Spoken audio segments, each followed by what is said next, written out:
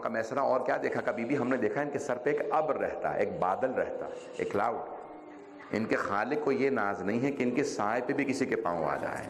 آج تک کسی نے سایہ نہیں دیکھا، مجھے آپ کا تو پتہ نہیں، اگر ایک بادل میرے سر پہ مسلسل رہنے لگے کہ میں لندن سے آیا ہوں میلبرن، تو وہاں پہ بھی ساتھ ساتھ ہو، وہی ساتھ ساتھ چلتا ہوا سڈنی چلا جائے، وہ یہاں پہ آکلینڈ میں آ جائے میرے ساتھ، تو میں پریشان ہو جاؤں گا بھی کیا چیز ہے یہ ساتھ ساتھ ہے۔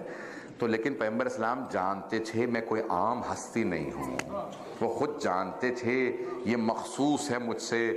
اب سب دیکھ کے خود گواہی دیتے تھے یہ پیغمبر کے ساتھ ایک ابر رہا کرتا ہے۔ عزیزان گرامی، کبھی نہ کہیں کہ پیغمبر ہم جیسے، مسلمانوں کو بتا دیں پیغمبر اسلام خاص نبی ہیں۔ میں نے کہا تھا آخری موضوع، لیکن ایک اور سن لیجیے، اس کے بعد مصائب کو پیش کروں گا۔ کم ایسرا اور کیا دیکھا کبھی بھی ہم نے دیکھا ہے، یہ حشرات الارض، کیڑے مکوڑے، مکھیاں، مچھر ہمیں سب کو تنگ کرتے تھے راستے میں، لیکن کبھی ان کے قریب نہیں جاتے تھے۔ ہم نے پوچھا کیا بات ہے، کہ میرے چاروں طرف ایک حصار ہے، یہ میرے قریب نہیں آ سکتے۔ عزیزان گرامی، یہ آل محمد و آل محمد کے جسم بتاتے ہیں۔ کبھی نہ کہیں جب امام زمانہ کا ظہور ہوگا ہم کیسے پہچانیں گے؟ ارے امام زمانہ کا وجود مقدس آپ کو بتائے گا یہ امام ہیں، ان کا معجزہ جسم معجزہ ہے۔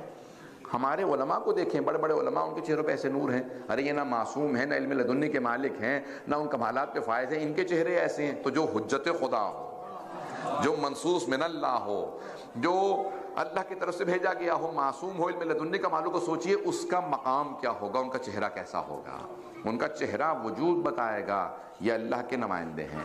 پیغمبر اسلام جہاں جاتے تھے، کافر و مشرک جو نہیں مانتے تھے وہ بھی چلے جاتے تھے، پھر واپس آتے تھے۔ کہ واپس کیوں آئے گا؟ ایک مرتبہ پھر محمد کو دیکھنا چاہتا تھا۔